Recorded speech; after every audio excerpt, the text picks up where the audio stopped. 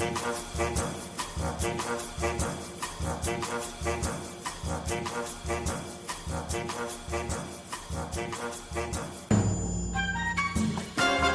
and welcome to Everything's Fine Probably. This week's episode is building on some of the topics we've been talking about really since we started the podcast back in May, around the concepts of community and well-being. It was in our episode on Men's Mental Health Week where we spoke to Dan from Where the Viking. I first told the story about a friend of mine, a Crystal Palace fan. I'd not seen him for about 10 years or so, but I had a spare ticket for the Harlequin's Falcons game at the Stoop. And because he's based in London, I gave him a shout. He came along, met us at the Cabbage Patch. And while we were on our way to the ground, he mentioned that new football season had started. And I asked him, just out of interest, not to be unpleasant, what, as someone who supported a mid-table Premiership team who traditionally don't win much, not relegation threatened, not likely to qualify for Europe, although obviously they did all that last season, that's made me look a bit silly. But what I really wanted to know is what was he excited about heading into a new season. Now, don't recall the exact words he said, but the crux of it is it's good for his mental health. And that's as good a reason to do anything, really, isn't it? Yeah, for sure. So that sort of seeded this idea in my head. And when I mentioned this in the podcast with Dan, he talked about how for a lot of men, when we're young, we play sports or we support sports teams. And then as we get older, certainly, your playing days come to an end and you lose a chunk of your community. And actually, even if you're supporting, you move into different life stages. It's harder to keep that going sometimes. If you've got a young family and so on. So we can lose that sense of community and the well-being that comes with it. That also came up a little bit when we were talking to Tom from Bamboo Mental Health a couple of weeks ago about the importance of community. And last week when we talked about why hobbies are so good for us. So all of that has prompted this episode, which is all about the community that comes from following sports teams. And in that spirit of community, I've gone to my sports community, which is Harlequin's Rugby Football Club. So our guests today are fans of Harlequins, not to suggest that there's anything unique maybe about what Quins do. I think the things we're going to be talking about are fairly typical to quite a lot of sports clubs and actually to most communities, whether that's around sports or hobbies or whatever you do, really. So the people we'll talk to today are people who have taken that sense of community on another step. And we're going to explore a little bit about why that is and what they get from it. So earlier today, I spoke to Michael Woods. Had to be earlier today because he's in Australia. He and his cousin run a podcast, or have been running a podcast, for Quins fans called 2 Woods and 4 Quarters for the last few seasons. So let's have a listen, first of all, to what Michael had to say. Great morning, Michael. Thanks for joining us from the other side of the world. No worries. So tell me, as a starting point, how does the whole Harlequins fan journey start for you? So Will and I, of my podcast co-host, our grandfather played for Quins post-war, 1952 to 1959. So growing up in Brighton, the south coast, they were our closest team. I used to play rugby at Lewis Rugby Club when I was started at 6, 7 years old, and we would go and play in these. They used to be called the Curtain Raiser Cups. They'd be on the sort of back pitch behind the stoop, where there's now a little playground and there's a sort of 4G football pitch now. But we started there, going up sort of once a year when we were 7 or 8, going to watch Quins, and it's been in my family as long as I can ever remember. And then in 2017, I moved to university in Twickenham at St Mary's, and I'd spent 18 months mucking around in Australia on a gap year, playing hockey, growing my hair long, having too many beers. And I wasn't really thinking about further education that much. And one of the only really sort of driving factors of why I chose university was because I knew that Quins was down the road. So I thought, I'll get to go and watch them a bit and there'll be a degree in it as well. So that was nice.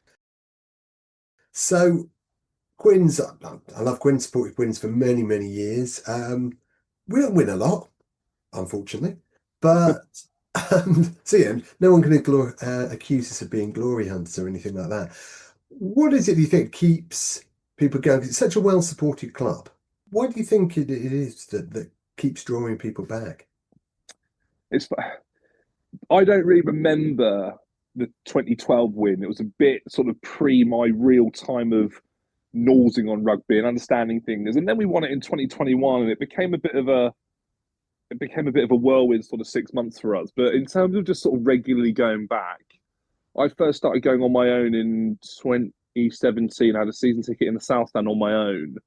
And then in my second year, I moved in with a couple of mates who weren't big rugby fans, but were in and around it. And then it became something that we did together. And then in 2021, we won it. And the online community of Quins really sort of went through the roof a little bit. You know, we started a podcast. Quins have really ramped up their social stuff, you know, really sort of breaching out and making sure that people felt connected when you couldn't actually go and watch. And then by the time we all got back ground, we'd all sort of, and this is especially sort of personal to me and Will, we'd all made these connections online, people that listened and people that have reached out to us. And you wanted to go and see these people that weren't on an Instagram icon on your phone. You wanted to go and speak to them. You wanted to go and be around it. And then, you know, and then we started going on these European trips, which was just the most fun you could ever have. And, you know, I've now got a WhatsApp group with 6 mates, 2 brothers, a friend, another friend, me and Will, who are 2 cousins. And it's the most relentless WhatsApp group in the entire world. But it's not just rugby; it's all manner of things, and it's people you go and share a common interest with, and we all miss that during lockdown and during COVID. Oh, we did. And I don't know what it is specifically about Quins. It's never something I've been able to put my finger on the button with. But I don't know, it's a little bit like supporting Brighton and Hove Albion for me. You started at 1 when you came walking out the womb, and you can't ever take that carpet away from someone's feet, you know, under their feet. It's in you. And once you start, you cannot stop. And because of the way they are, and because of how they play, and because of the players we have, and the supporters we have, and the ground we have, it's so intangible, a love that you have for something like that. And it's impossible to explain for people who don't have it. No, it really isn't. There's nothing quite like a match day at the Stoop for me. I just love. Yeah. And they've really sort of branched out on the match day stuff. You know, when we started doing big games at Twickenham, it became more than just Harlequins fans. They were the first club to really make rugby into an event. And I was at university in Twickenham, and big game was always my favourite day of the year. It was better than Christmas. It was better than birthdays, because I'd have all my mates from uni who had lived in the area. And obviously, you know, there's the England games going on in the Six Nations period and the autumn period. And all these guys would go off to university, go off home, sorry, after uni for Christmas. And then they'd all descend back on Twickenham for a day or so, because there was this enormous event going on. And suddenly it wasn't just about Quins, it was about rugby. But it's funny when I go to take people to Twickenham to watch Quins, or have done in the past, and you know, it's a great day, and the streets are lined, and you go out for beers after, all that sort of stuff. But I do struggle a bit during the games, where I'm sort of thinking, right, I can't speak to you now for 80 minutes, because this is the bit that is most important. That's how you watch it. You're just totally engrossed in the game. It depends who I'm with. If I'm with the guys that I sat in the South Stand with for the last 3 or 4 years, then I think we're all a bit like that. And if I go with my dad, he's a very astute watcher, so I'm okay with going with my dad. But if I'm going with mates who I'm taking for the first time, or you know, people who I'm trying to show what it means to me, and what the day means, and the club means, and the people around it means, I'm not great. I sort of go, right, you know, you're in your seat, you've got yourself a drink, you've got yourself a bag of chips, that's fine. But for the next 40 minutes, I won't speak to you. Then you get me for 15 minutes, and then you get me for, you know, as long as you want afterwards. But during it, yeah, it's not an easy watch. It never is. No, and that's the thing with Quinton. It's never an easy watch, No. because it's always tight, it's always tense. But hey, you know, part of the fun. It was so incredible being in that Prem final ground with only 10,000 people there. Some of my best mates, and you know, the one thing that made it the most special is that Will and I, as cousins, grew up in sort of separate parts of the country. We were down on the south coast in Brighton. He was in Tring in Hertfordshire, and we were quite similar in age. We'd always go on, we see each other when we were growing up, when we were younger. We'd get on at Christmases, and you know, we both sort of moved to London at similar times. But the one thing that the podcast did was it gave me a new best friend. He's not just my cousin anymore. He's my best mate. And you know, going to Paris, Montpellier, Bordeaux, Toulouse, Gloucester, Twickenham, Bath, you know, all the places, like, you know, London Irish, all those places, and doing it with him has just been the most fun I think we can ever have asked for. And the people you meet along the way, and the mates you make, and yeah, that's been, I think, the most enjoyable thing out of the whole lot, is not just watching Quins, but doing it with what is now one of my best mates, even though he's my cousin. It's been so much fun. Fabulous. So let's talk about the pod a little bit more. So that came out during COVID. You're Yeah, both bored, like so many of us were. But how did it all happen, and how did it grow in the way it did? I think I think the reason it grew in the way it did, and firstly, I mean, Will must take probably 95% of the credit for all of it. He's the brains. He knows how things work. He does all the social stuff. He works in social media. So Okay. we had a bit of a social media presence before we started putting episodes out. And then we got a bit lucky. We had agreed to do a podcast. We thought, yeah, you know what, let's give it a crack. If not listen to it, who cares? And I think the day, or maybe you know what, it may have even been the morning that we were going to record our first episode. Paul Gust had left, so we had an episode out 8 hours after, and then we just got lucky at the right time. We started an episode when the coach left. There was a bit of controversy around it. There was a little bit of bad feeling around the group, and then we, well, the team and the club got on this roll Mm. on both programs. The men's and the women's both went to go on and be Premiership winners, and we had sort of followed that path so closely up until the last day of the season, and yeah, we got a bit lucky in that first couple of weeks because people wanted to talk about it. People wanted to sit in the pub with their mates in the patch wherever and think, well, what are we going to do if Gustard goes? Who are we going to get in? How's this going to operate? And I think we filled that gap for a lot of people with wanting to discuss their team, wanting to discuss their club, and you know being on text is fine, but it's a slower form of communication, even with WhatsApp groups and how many, how quickly you can get information from people. But sitting down and having two people have a conversation with energy and with passion for the topic, especially in sport, because like I say, there's, you know, supporting a club has an energy and a passion you can't quite explain to other people if you don't have the same thing. And I just think we got a bit lucky with the timing, and then we filled a void that people needed for the time that it was happening. And yeah, it sort of went from one strength to another. We were busy on, you know, DMing people and trying to get people on and finding a name that would draw people maybe outside of Quins. And the club were brilliant and they were so helpful getting players on. We had guys like Lewis Liner on in our first year, Chris Robshaw, and yeah, a little bit of luck, but also just I think the energy and the passion that we had for the topic made it so much more enjoyable for people to listen to. So, you move all the way to the other side of the world, and yet you're still actively part of the Queen's community. Mm. So, what is it that gets you up at all these stupid times of the day and night to watch the games and to record the podcast and keep all that connection going? I mean, I think it's an obligation that I had to Will at the start of it.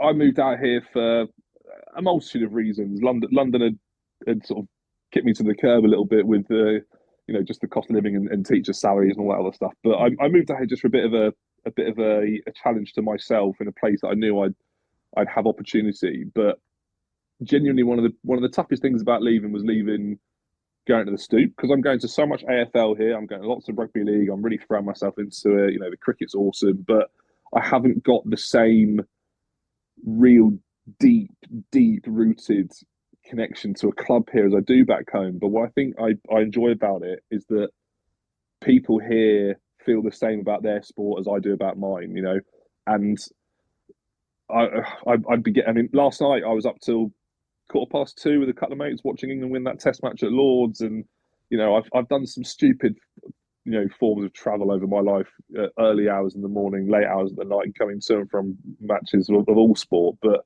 with Quins, it's different.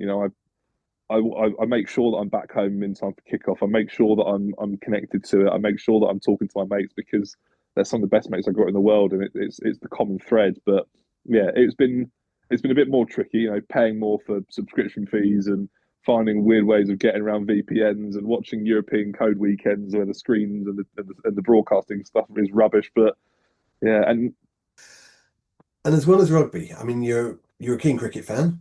Um, yeah, is it the same things that attract you, think, to cricket and to hockey, as it is to rugby? Um, hockey not so much. Hockey was something that hockey's not a huge market. It translates terribly to TV. But I played a really good level of hockey before COVID. Never quite bounced back. But I grew up as a Brighton Hove Albion fan with my dad, and Hmm. you know my dad has been he was born by the sea in Brighton. He'll live by the sea in Brighton. He'll die by the sea in Brighton. You know, he bleeds like blue and white stripes is his entire lifeblood. And you know, we've been to some horrible places across the country on Tuesday nights in League One and League Two, and then we got into the Championship. I was at the League One player final in 2005 when Leon Knight scored an 81st minute penalty, and I was 8 years old. And then we got into the Championship, and then we got this new stadium, and then we got into the Premier League. You think, oh my God, like this is it. We're in the Premier League, and then we got into Europe of all things. And actually, this is a little bit of a sad story, but the night that Brighton first played in Europe against Athens was the 23rd of September 2023, and I had raced down from work from London. My brother was in Leeds, so he was sort of taken a half day and had come down, and me, my dad, and my brother were sat in the West Stand at the Amex watching our team play in Europe, and we lost the game 3-2. Came out the ground, got back to the car. We stopped at this little roadside place for a pizza before we had to get back get back on the train first thing in the morning to get back to work. And we got a phone call from my grandpa who'd had to take my grandma into hospital, and she actually died that night at about 3-4 in the morning. And it's a weird way of looking at it, but had my team not been playing in Europe on a random Thursday night in September, Brighton never played a Thursday night. They play Saturday, they might play a midweek cup, but they never played a Thursday night. But had they not, my dad and my brother and me hadn't have been 10 minutes away from the hospital and had the opportunity to say goodbye to my grandma. You know, and it's a weird thing because my sister wasn't there. She's not a football fan, but it's something I can never put a price on. You know, supporting Brighton my whole life. If it was only for that moment that I got to say goodbye to my lovely grandma, it was worth it in that moment. You know, if we never win an FA Cup, if we never win a League Cup, if we never win an anything else, it will be worth it for that moment. And it's a weird way of looking at it. You know, we wrote an email to Roberto De Zerbi the week after, thanking him, this mad Italian manager that we had, because had he not taken Brighton from a mid-table side, which we were all incredibly happy with, we got into Europe, we played on a Thursday night, and I got to say goodbye to my grandma. And it's such a weird way of looking at it. Yeah. Yeah, it's weird, isn't it, how fates align? I think it's an odd thing in sports supporting when you talk to a lot of sports fans, is a lot of the stuff they talk about isn't so much about the winning and losing. Yeah, some of that, of course there is. But it's all that other stuff. Absolutely. People really talk about the memories, the friends, the family, the camaraderie. And that's more than anything. For me, that's when I think back through all the years I've been going to football and rugby and cricket. Yeah, I can remember those results. I remember some of those special moments. But more than anything else, it's about the people I'm with. Yeah. I don't remember a single minute of the game. Brighton beat Bristol City in the League One player final. I was 8 years old. I remember seeing Leon Knight score a penalty in the 81st minute. I don't remember a single other thing about the game. But I remember being in the car on the way back from Cardiff with my dad. I remember that. You know, it's stuff like that. It absolutely is. And it's such a bizarre world. And there's the famous comedian, actually, Reece James, who was on Mock the Week a lot, is a mad Spurs fan. And before the Europa League final, you know, 3 or 4 weeks ago, he actually released like an extract from his book about what it meant to be for him to be a Spurs fan. And he told this story about his dad buying him a little box with a season ticket in, and what that meant. And he went on this, you know, big elaborate, you know, story about Spurs and his family and this and that and else. But actually, what his dad bought him for Christmas wasn't just a little box with a season ticket in. It was a box of hope. And that's what it is to be a sports fan. You always hope that one day your team is going to win something. You know, Harlequins are never going to have the storied history of Manchester United in the 2000s. We're never going to have the European success of, you know, the Leicester team of the ages in rugby, or that Saracens team and all that went there. We're never going to have that. But you think you might have a portion of it.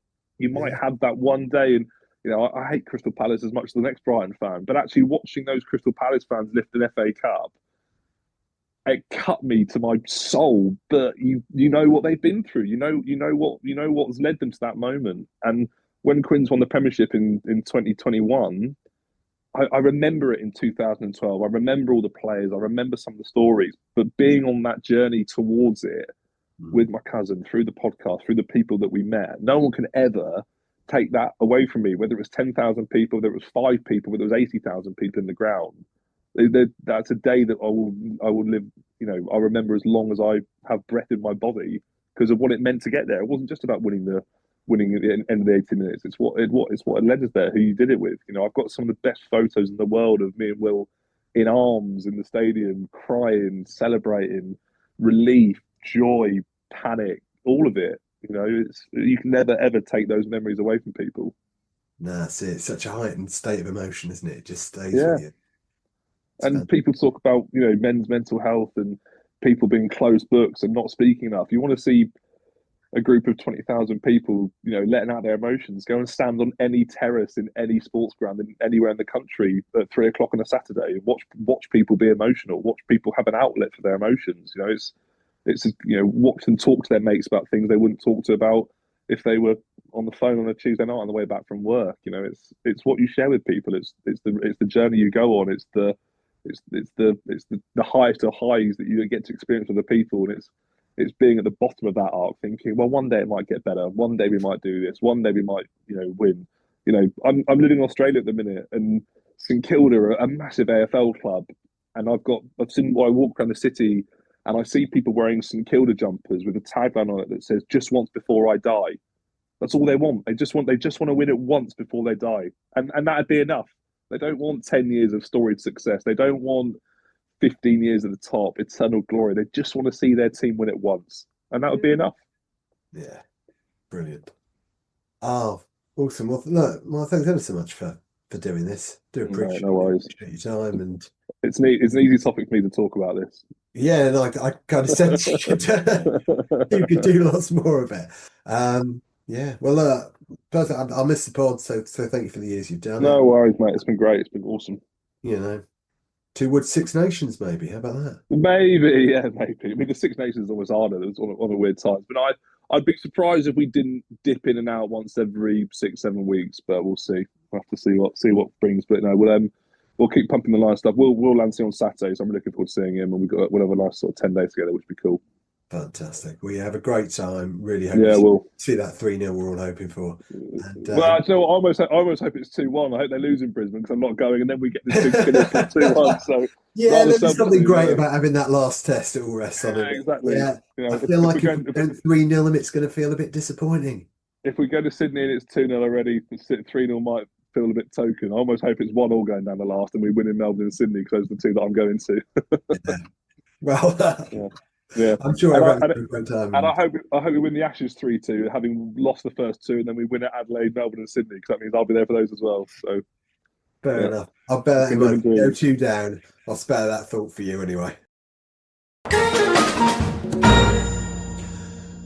So, thought that was interesting stuff. I'm joined by Stuart and Shelley, as always. Hello.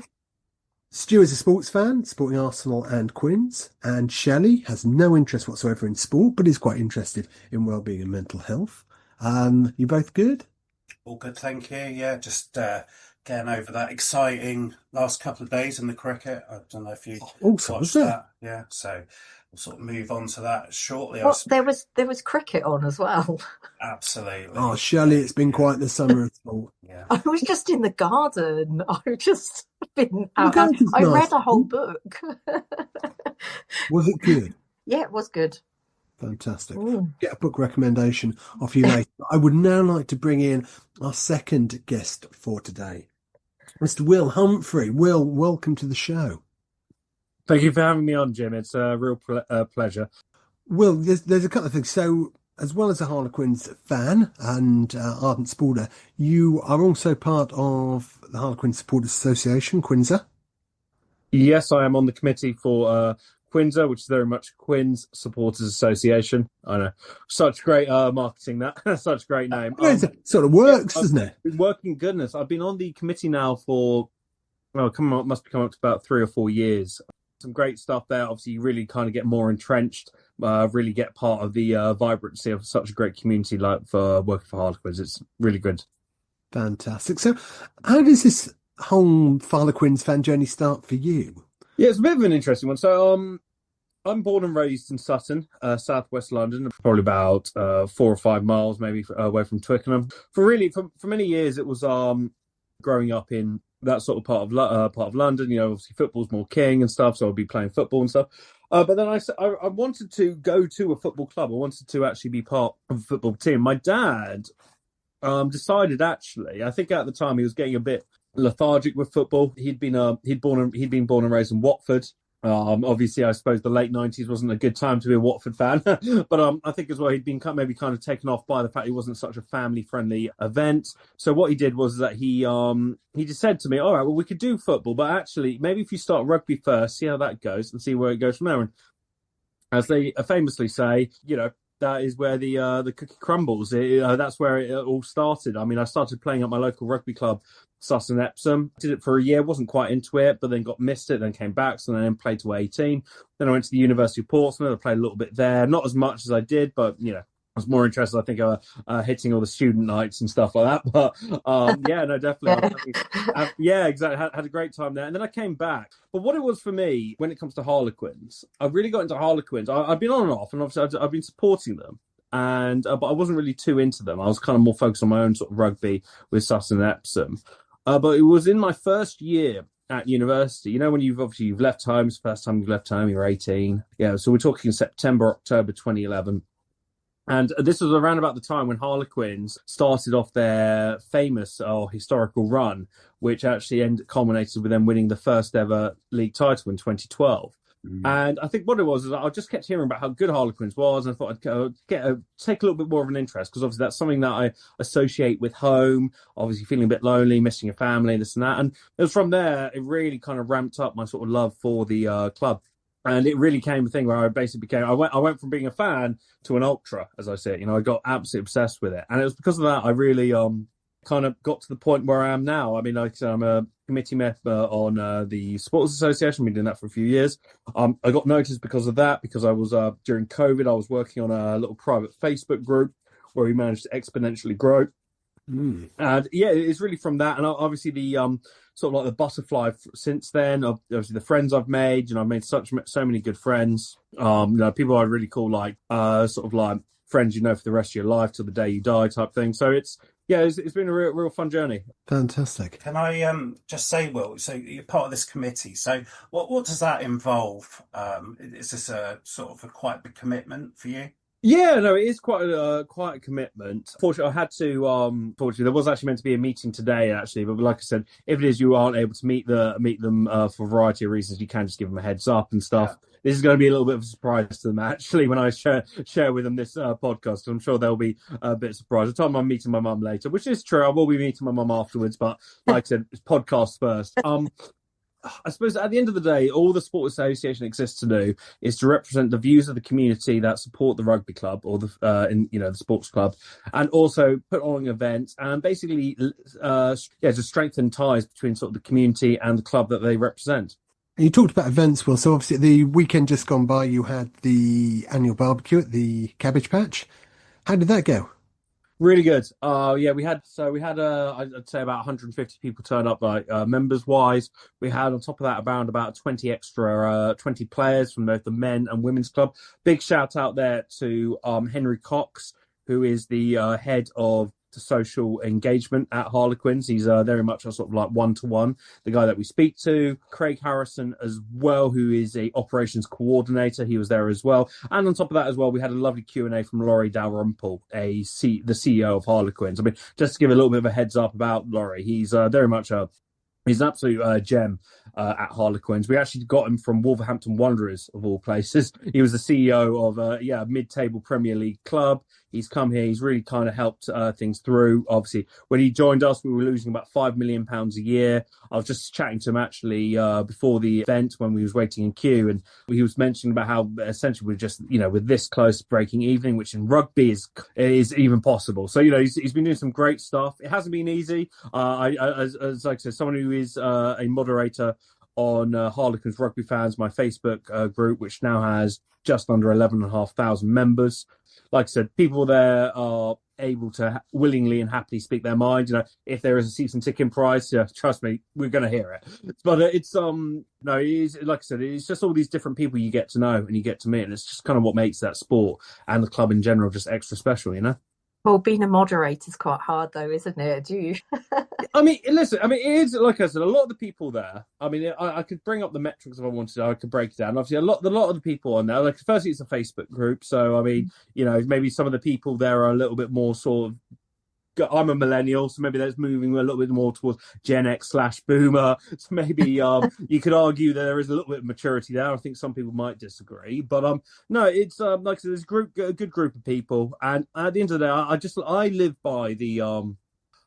by the sort of like saying that I think the most important thing that someone can have in their life is sort of like being able to express themselves freely, and as long as you're not out wanting or wishing sort of harm against someone, or you're not just going out there and just giving out sort of like ubiquitous hate, I think, you should be able to, as long as you're being civil, you should be able to debate and talk to people about it. And I think that's actually what it just comes down to. I'd call myself a bit firm and fair when those things happen.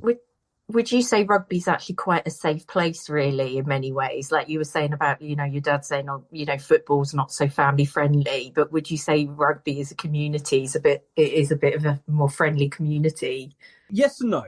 Yes, in the sense that I do feel, you can go to a rugby game, you can drink in the stands, guys can bring their kids, you can watch it, you can cheer it on, you can sit next to members of the opposition. However, I do sometimes feel that sort of like view of rugby actually does leave into a sort of sense of false security.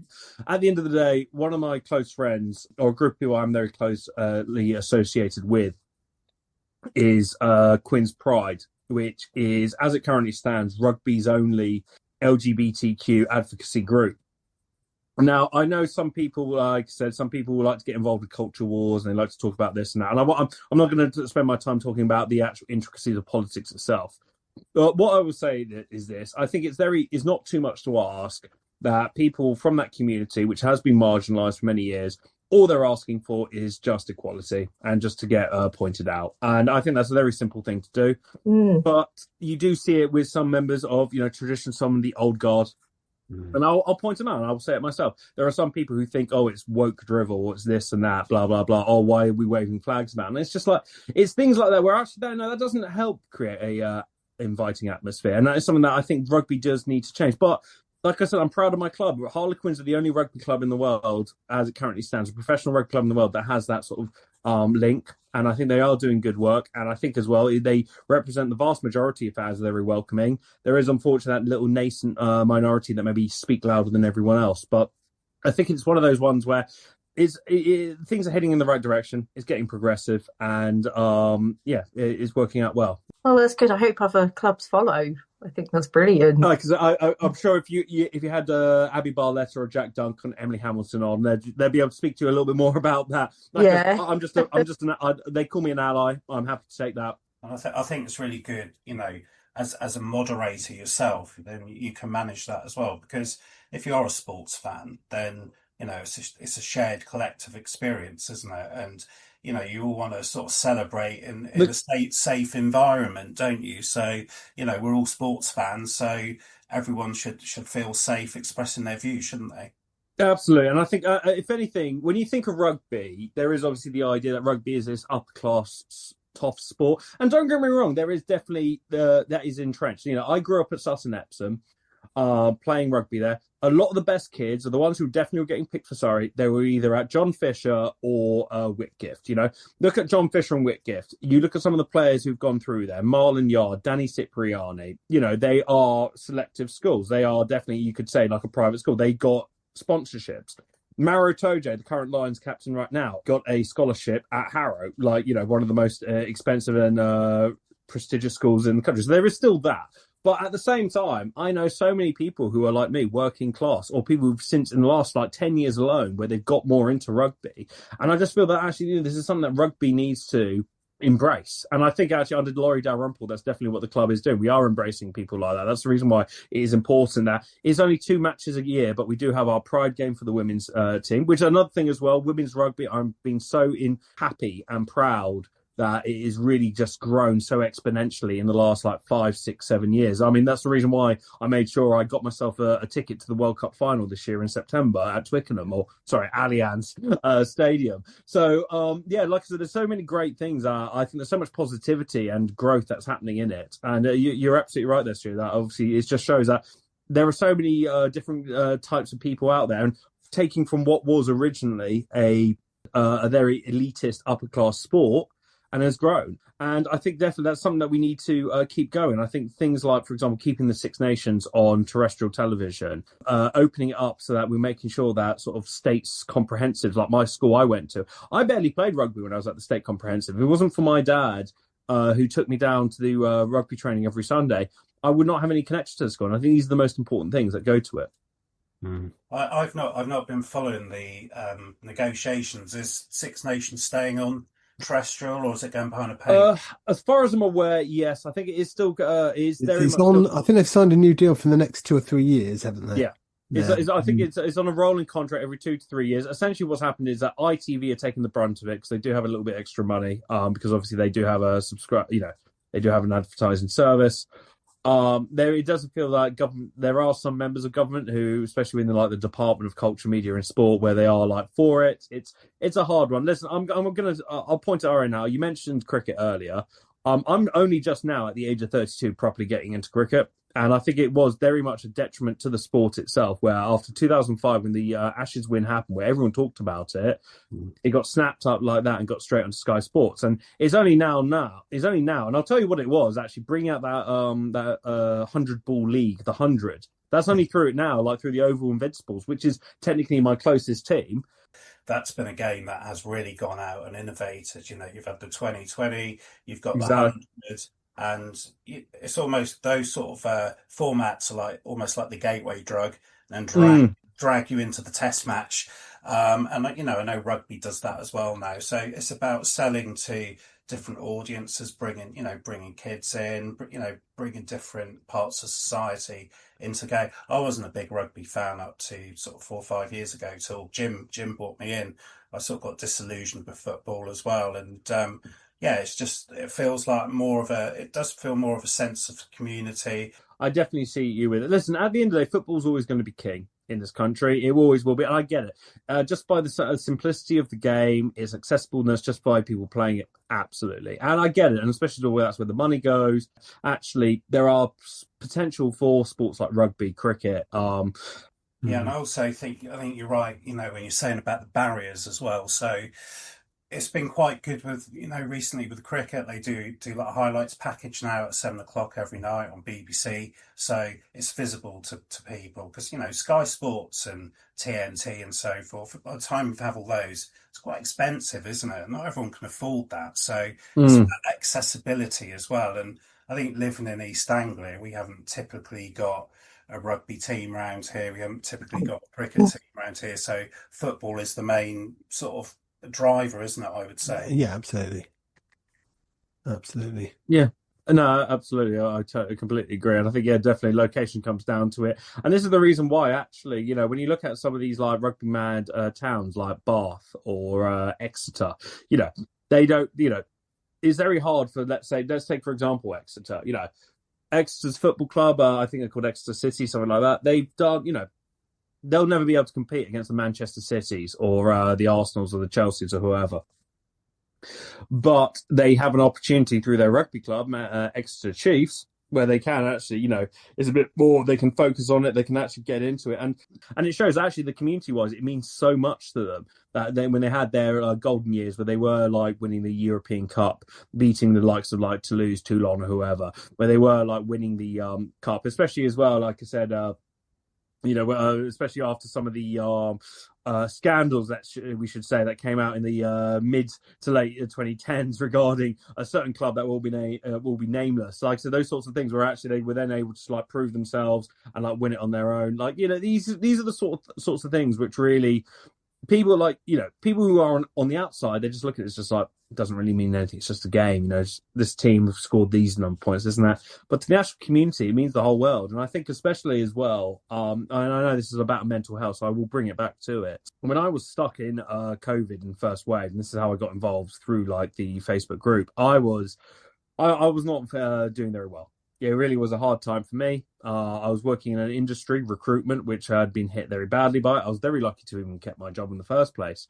And it was very much one of those things where I was living alone. I live in my dad, just to give an idea, I live at my dad's house, but my dad actually has his own residence that he lives at. So I lived here by myself. But it's times like these where, you really were lonely, and it really was, it hits your mental health. I've been very open about it myself, just to give a bit of a better idea that I've suffered from anxiety in the past. I have been through depressive bouts in my life. Not too long ago, actually, I was made redundant. And it was a really awful time in my life where I wasn't able to get really any job work, and I was very much by myself. And I can say this right now, if it wasn't for the support of my friends and family, and friends being people I've got to know through the rugby club over the last few years, I mean, I can honestly say I don't know if I'd be alive right now. And that's not for me saying I would have done something stupid. It's just like, you kind of feel like, people don't realize how important communication and just having other people in your life can really help make life so much better. I think it's good, isn't it, having that way out. It is that stuff, because if you have like felt that unwell, it does feel like it feels like you don't remember how it feels to feel normal, or and it doesn't sort of just suddenly happen instantly, does it? You just suddenly look back over your shoulder and realize, oh, I think I feel better now. And then when you look back on it, I think it's quite good. You sort of realize what it was that actually helped you. So I guess this is what you reflected on and realized this is what pulled you out in many ways. You're absolutely right. I think it's times like these where you really do kind of take stock about what's important in life. And I definitely think, one of the most important things is, there are some people who'd love to live like a hermit, love to live in a cabin in the woods by themselves. And don't go, we all get that feeling sometimes. There's feelings where you're like, I'm just so done with life. I just want to live by myself. No one bother me. But I feel for most people, it's, to have sort of your loved ones around you, to have that support, it's a really important thing. And I think definitely it's kind of be something that's unsaid. And as you said, sport is that great escape. When I'm watching Harlequins, I don't have to worry about sort of the targets I have to hit at work. I don't have to worry about, my finances, my bills, or this and that. I don't have to worry about, the future, for those like 2 hours or so, whatever it is, you're just kind of sat there just watching that. And you're right, it's a great release. It is just a great way to help.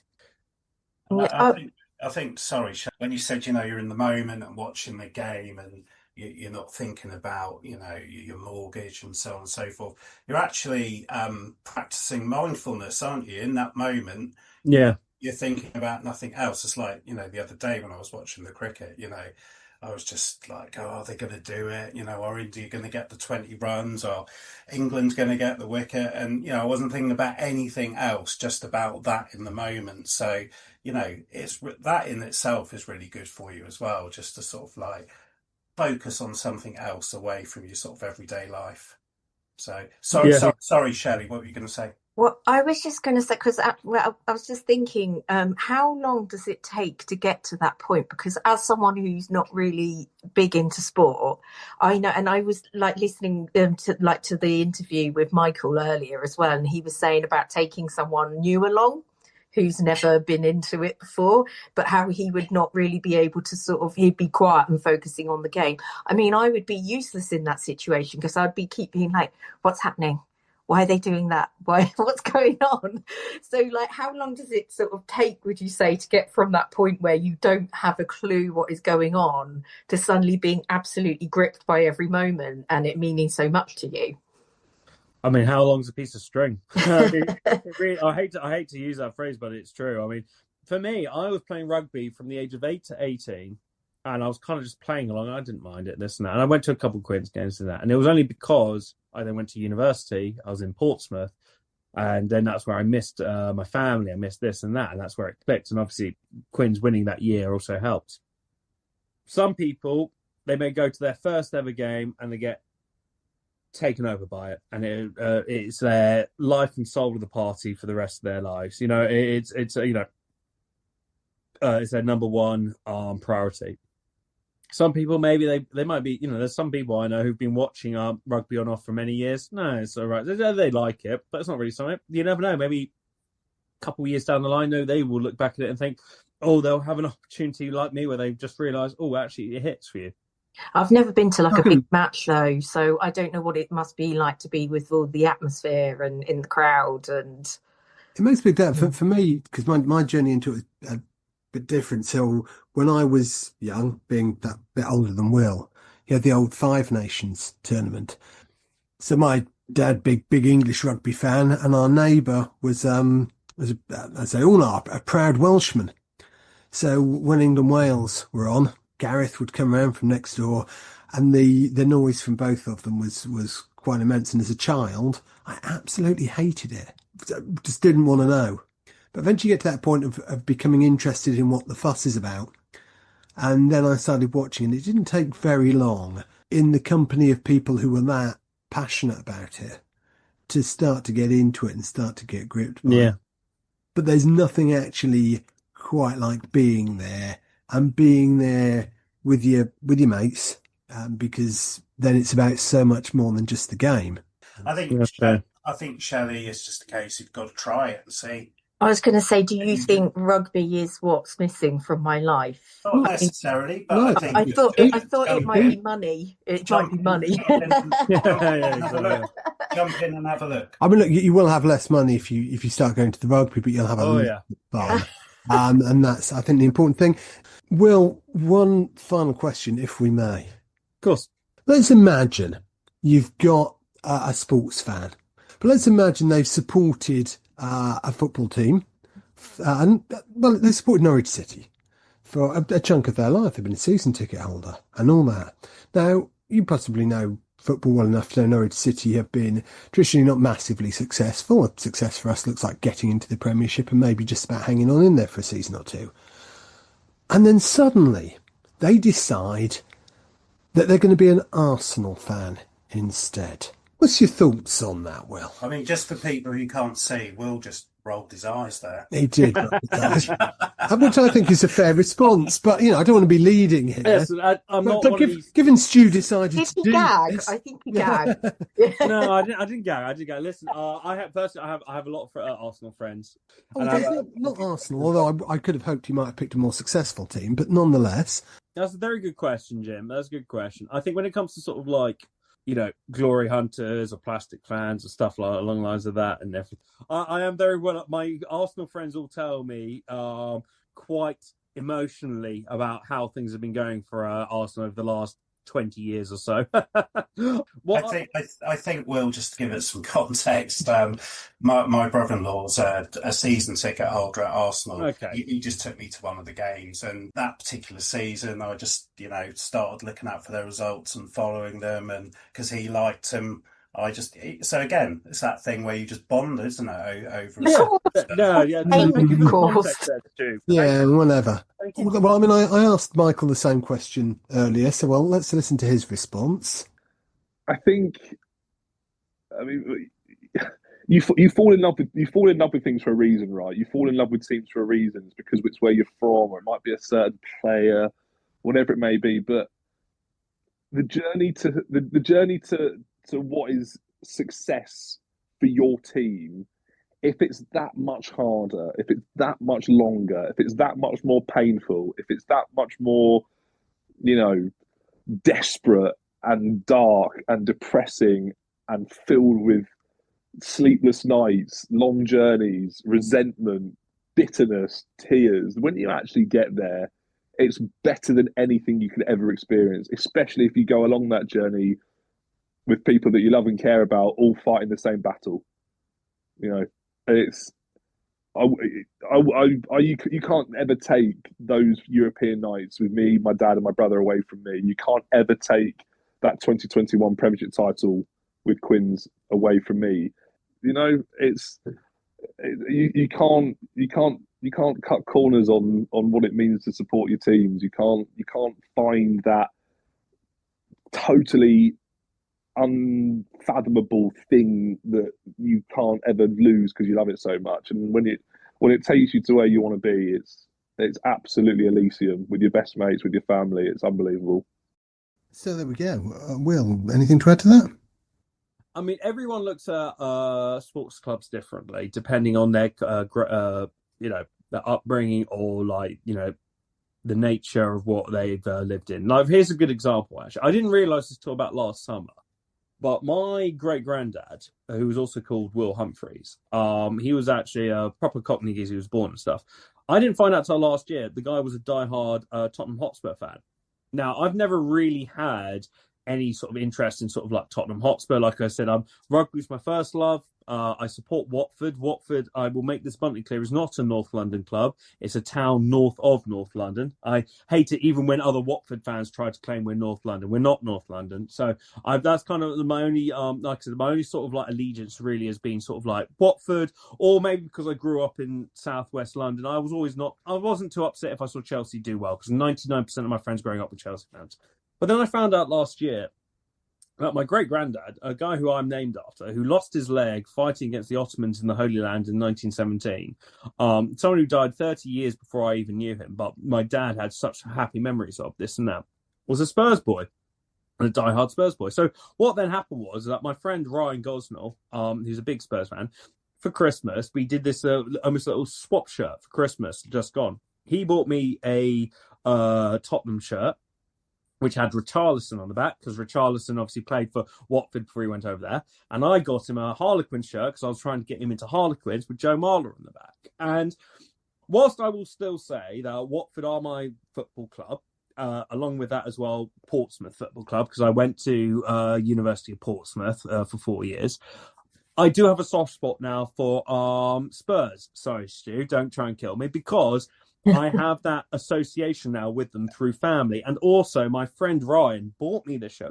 We basically spent the exact money each, £90. Not a lot of, a lot of money, especially in the cost of living crisis. But the fact is he went out there, he got me it. I did the same thing for him as well. When Tottenham won the Europa League this year, I was generally very happy for them. And I was actually generally, just quite pumped. I watched it. I wore my shirt. I saw my friend afterwards. 17 years since they last won a trophy. 42 since a European Cup. It meant something. And you know what? It's stuff like that where actually, if you do decide that you start to get an affinity towards a certain club, whatever it is, maybe it's better if it isn't because they're the top of the league and they're always winning stuff.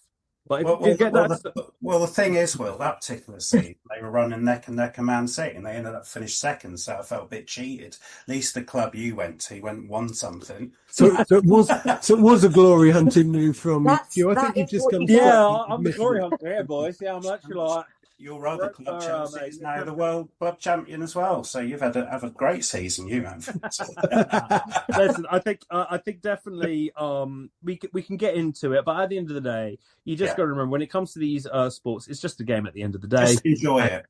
Exactly, just enjoy it. And I think, don't take things too seriously in that sense, because there's lots of serious stuff happening in this world right now. So I think what I'm going to say is this, is that, you can support whoever you want to support. If you do have a genuine connection to them, if it is something that you help it out, like I say, my friend Ryan is a very close friend of me, and it's because just to see how happy he was, because it meant the world to him. It meant the absolute world to him to see them win that trophy. And the fact is he went out of his way, bought me that shirt. There will be an affinity there that I'll probably have for, and also the fact it was my great granddad's club. There's an affinity there I have now for that club, which may last with me for the rest of life. Doesn't mean I'm an out and out supporter, or I'm going to start, come on, you Spurs, this and that. Like I said, rugby will always be my first love because that's something I just grew up with that. But definitely, these are, I think that's the great. Going back to what we said at the beginning, that's the great thing about sport. It has such a diverse group of people there. There's so many different people who can all find commonality, common ground. And it helps, especially in the day with mental health. So that's my view on it. Fantastic. Thank you, Will. So I think time-wise, that's pretty much us done for this time. So what have we learned this week? I suppose the big takeaway is if you don't already, you should support Harlequins. If that's not for you, for whatever reason, then find your community, find your thing, because it's great for your health, great for your mental health, great way to make new friends, and a great way to practice mindfulness and have a damn good time while you're about it. We'll return to our more normal good news stories next week. Will, thank you very much for your time. It's been an absolute pleasure talking to you. Jim, Stu, Shelley, thank you so much for having me on. I've really enjoyed this, and I just want to say when you are ready to release this episode, please make sure to let me know. I will make sure this is posted and pinned to the top of our group so people know this is, because I think everyone can learn something from it. Honestly, next time you guys are ever in Twickenham, if you're visiting game, let me know. Drinks are on me. First round at the Cabbage Patch. I'll show you around the Quinza stand, show you around some of the people. Honestly, I've really enjoyed this, guys. Thanks, Well, Stu. I'll see you Thanks, at the Shelley. rugby, definitely. Definitely, Shelley. Looking forward to it. And we'll be hitting the Cabbage Patch very, very soon. Thanks to everyone for listening, and we will see you. Well, we won't see you, but you'll hear us next week. In the meantime, if you'd like to tell us about how your community or your interest has helped support you through good times and bad, or if you want to talk rugby and quiz with us, then please drop us a comment on Facebook or Insta or YouTube. And if you've enjoyed the episode, please give us a like or a share or a subscribe. In the words of Porky Pig, that's all, folks. Until next time, remember, everything's fine.